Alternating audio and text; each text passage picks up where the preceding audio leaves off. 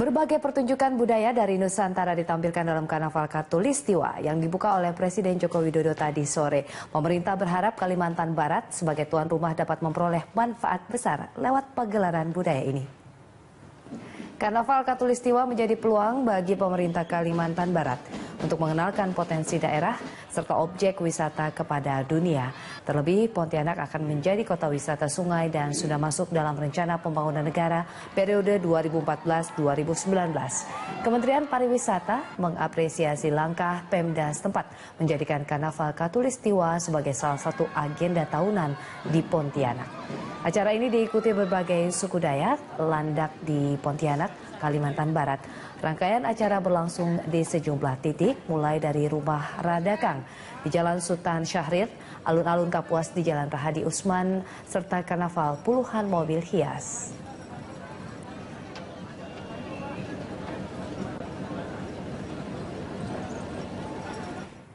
Pemirsa, berbagai pertunjukan budaya dari Nusantara ditampilkan dalam Karnaval Khatulistiwa yang dibuka oleh Presiden Joko Widodo Sabtu petang. Pemerintah berharap Kalimantan Barat sebagai tuan rumah dapat memperoleh manfaat besar melalui pagelaran budaya yang digelar di Pontianak.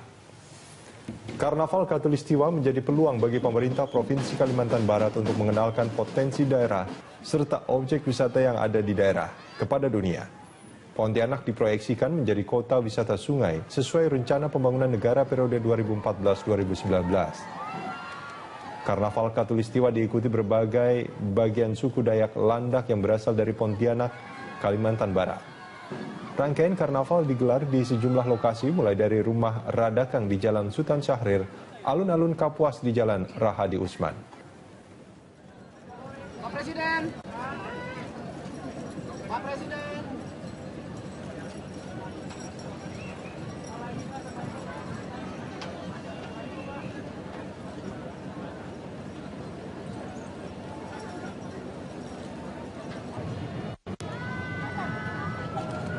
Normalisasi pinggiran bantaran Kali Ciliwung di Kampung Pulau Jakarta Timur sudah sampai tahap hari ketiga. Proses normalisasi berjalan aman dan kondusif, tidak ada lagi ketegangan seperti saat hari pertama proses penggusuran.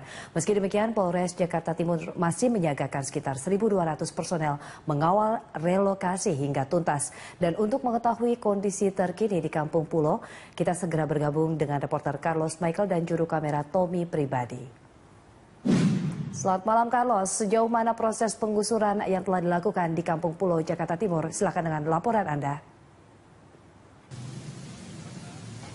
Selamat malam Indri Soekardi dan teman-teman di studio. Sampai saat ini proses pembongkaran atau penertiban bangunan liar di sepanjang bantaran Kali Ciliwung di sisi selatan Kampung Pulau sudah berlangsung 95%. Hal ini dikonfirmasi dari Kepala Dinas Satuan Polisi Pamong Praja Kuku Hadi Santoso yang mengatakan bahwa 5% sisa dari upaya penertiban yang dilakukan oleh Pemprov DKI Jakarta ini akan dilakukan pada besok hari Minggu, dan 5% ini akan dilakukan dengan cara manual karena ada sejumlah lokasi yang ada di sepanjang kurang lebih 1.980 meter ini yang di titik-titik tertentunya merupakan bagian dari tebing yang langsung mengarah pada sungai yang dalam sehingga tidak memungkinkan bagi alat berat baik jenis amfibi maupun eskavator untuk bekerja, dan rencananya besok hari akan diselesaikan oleh Pemprov DKI Jakarta sendiri untuk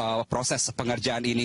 Dan data yang kami peroleh di sini bahwa sudah 2/3 dari seluruh area wilayah yang ada di sisi selatan Kampung Pulau ini yang telah ditertibkan. Artinya dari 1.950 meter bantaran kali ini sudah sekitar 1.290 sampai dengan 1.300 meter yang ditertibkan, Indri. Dan sisanya 70 bangunan yang seperti yang saya katakan tadi besok akan diselesaikan melalui pengerjaan manual. Dan sebelumnya kita tahu bahwa pemerintah Provinsi DKI Jakarta sudah merencanakan untuk menggusur atau menertibkan bangunan liar yang ada di sepanjang bantaran Kali Ciliwung di sisi selatan Kampung Pulau ini. Ada sekitar 519 bangunan dan terdiri dari 3 RW, ada 68 rumah di RW 1, kemudian ada 155 rumah di RW 2 dan sisanya 296 di RW 3.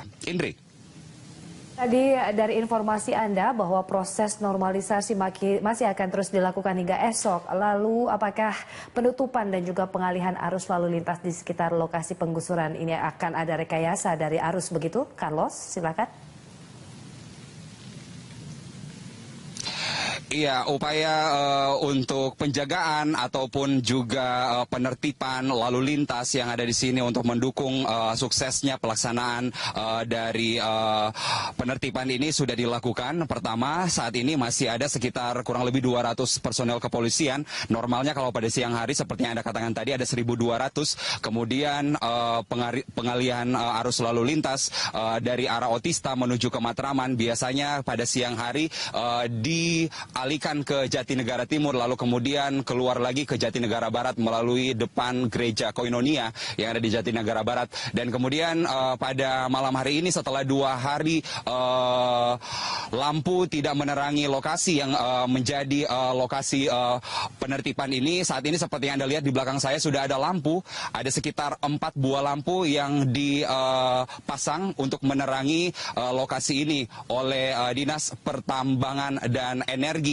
Provinsi DKI Jakarta. Tadi kami menemui kepala dinasnya yang menyebutkan bahwa dirinya ditugaskan oleh Gubernur DKI Jakarta sekaligus untuk memantau upaya terakhir pada malam hari ini dalam rangka penertiban. Berikut cuplikan wawancaranya. Ya, kalau saya lihat ini kan ada beberapa tahap. Ya, ini mungkin tahap ketiga berakhir, ya kemudian ada tahap selanjutnya. Maka itu kita harus menerangi daerah yang sudah dibongkar ini, kita terangi secara darurat. Nah, secara darurat apabila nanti sudah permanen, ya kami terangi secara permanen.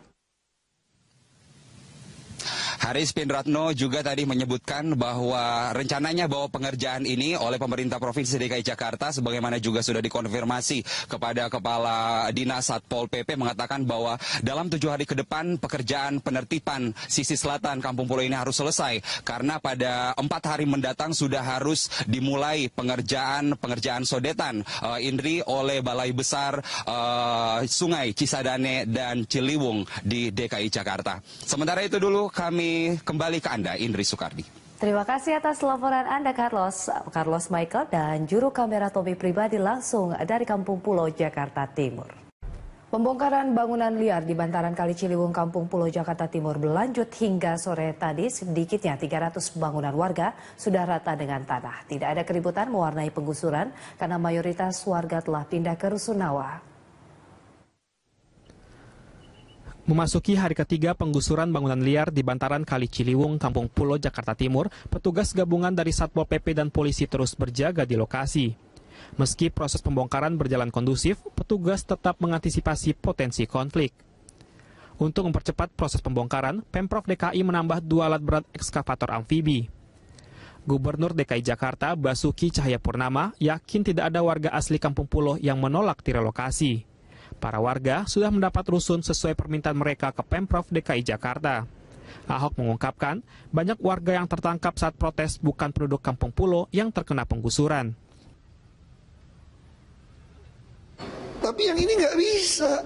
Mau berapa puluh tahun sih nggak selesai soal Kampung Pulo. Terus yang ketangkap kemarin juga rata-rata bukan orang Kampung Pulo. Ini yang komentar juga bukan orang Kampung Pulo. Ya mana ada, saya tanya, ada nggak di dunia yang orang pindahin orang dari Waduk Pluit waktu banjir sampai baju pun saya beliin. Baju dalamnya pun saya beliin, celana dalam pun kita beliin dulu. Sampai semua perlengkapan dapur, sampai kulkas, sampai TV. Nggak ada di dunia lakukan semanusiawi ini. Penertiban bangunan di Kampung Pulo hari ini difokuskan pada sisi selatan. Sekitar 300 bangunan warga sudah rata dengan tanah dan 200 bangunan tersisa akan segera dibongkar petugas. Sebanyak 388 kepala keluarga yang rumahnya dibongkar telah menempati Rusunawa dan 447 kepala keluarga telah mengambil kupon undian untuk mendapatkan kunci Rusunawa. Menurut Kepala Dinas Perumahan dan Gedung Pemprov DKI Jakarta Ika Lestari, Pemprov DKI Jakarta juga menggratiskan penyewaan unit Rusunawa selama 3 bulan ke depan. Nantinya, warga hanya membayar iuran pemeliharaan lingkungan sebesar Rp10.000 per hari atau Rp300.000 per bulan. Ya, data sampai pada saat ini ya, pukul 9.30 tadi, data yang terupdate dari 520 Saat ini yang sudah mendapatkan nomor unit itu ada 447. Kemudian yang sudah mengambil kunci itu 383. Jadi sudah terus ya mereka ataupun warga datang ke rusun untuk pindah seperti itu. Ya.